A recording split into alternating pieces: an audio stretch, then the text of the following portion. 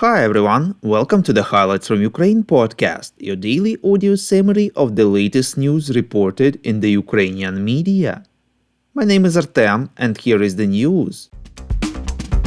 For 628 days, Ukraine stands strong against the forces of the Russian invasion. Law enforcers search suspicion of treason and participation in a criminal organization to MP Alexander Dubinsky, reports Ukrainska Pravda. It is noted that the Security Service of Ukraine, together with the State Bureau of Investigations, exposed a criminal organization that included current and former MPs, assistant to one of them, as well as an ex-prosecutor. Law enforcers claim that at the behest of the Russian special services, they organized measures to discredit the image of Ukraine in the international arena, in order to worsen diplomatic relations with the United States and complicate Ukraine's accession to the European Union and NATO. The court in Kyiv failed to choose a preventive measure for Dubinsky because his lawyers asked for the dismissal of the judge.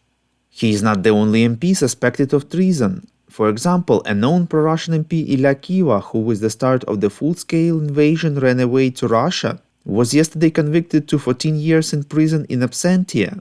Kiva calls for war, supports Russian invasion and claims that Ukrainians need to be quote-unquote liberated, as well as that they are the same as Russians. Kiva was deprived of his seat in the parliament in March 2022. Germany announced plans to supply Ukraine with 2 more Iris-T air defense systems by the end of the year, reports Ukrinform. Germany is also making a significant contribution into strengthening Ukrainian power systems, mainly by supporting power capacities. A Dutch media outlet, The Telegraph, informed based on sources that Ukraine may shortly receive 60 self-propelled artillery systems Gepard, which the US had purchased for this purpose from Jordan, reports European Pravda. These are Germany-produced systems which the Netherlands sold to Jordan in 2013, receiving 21 million euros for the deal. Now the US has decided to buy 60 track vehicles for 110 million euros in order to send them to Ukraine.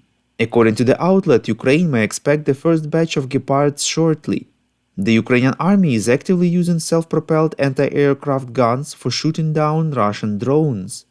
This helps save costly projectiles for such air defense systems as Patriot and Iris-T, which focus on anti-missile defense. At the same time, US National Security Advisor Jake Sullivan stressed that without the approval of a new large-scale aid package for Ukraine in Congress, the possibilities of the US to provide support are decreasing every week. We would really appreciate if you could rate us, ideally with 5 stars, and leave a glowing review in the apps where you are listening to this podcast: Google Podcast, Apple Podcast, Spotify, and others. This way more people would learn about the podcast and truth about Russia's invasion of Ukraine. According to Ukrainska Pravda sources in Ukraine's military and political leadership, the Ministry of Defense is considering dismissing 3 commanders of the armed forces of Ukraine. They are Tetiana Ostashchenko, commander of medical forces, Alexander Tarnavsky, commander of the Tavria operational group of forces, and Serhiy Naev, commander of the joint forces. Paramedics and volunteers involved in medical support of the military have reportedly been insisting on Ostashchenko's dismissal. No reasons were disclosed for the potential dismissal of Tarnavsky, who is in charge of one of the fronts of the Ukrainian counteroffensive. Nor did the sources provide any reason for Naev's dismissal. However, according to Ukrainska Pravda's information, he may be one of the main persons of interest in the proceedings concerning the defense of Kherson Oblast in 2022, when Russian troops managed to capture very fast large parts of Ukraine's south. No officials confirmed this information to the media. The Economist published an article on Ukraine's labor market. According to it, some 4.8 million people lost their jobs almost overnight when Russia attacked, reports European Pravda.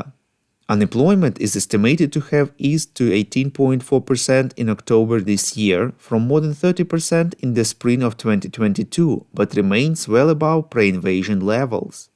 According to one survey, 17% of Ukrainian workers have changed professions since the start of the war. Hundreds of thousands have been conscripted. American officials estimate that at least 70,000 Ukrainian soldiers have died in the war and that up to 120,000 more have been wounded. As more Ukrainians are called up, demand for workers in sectors traditionally dominated by men is growing, thus often women are taking men's places. Thank you for listening to the Highlights from Ukraine podcast. We're a commercial initiative of just 2 people and we need your help to grow. Share information about the podcast, rate us in the app, subscribe to our Patreon. With your support, we are getting better. We call on you to demand from governments of your countries to impose the toughest sanctions possible on Russia and its citizens to stop their invasion of Ukraine.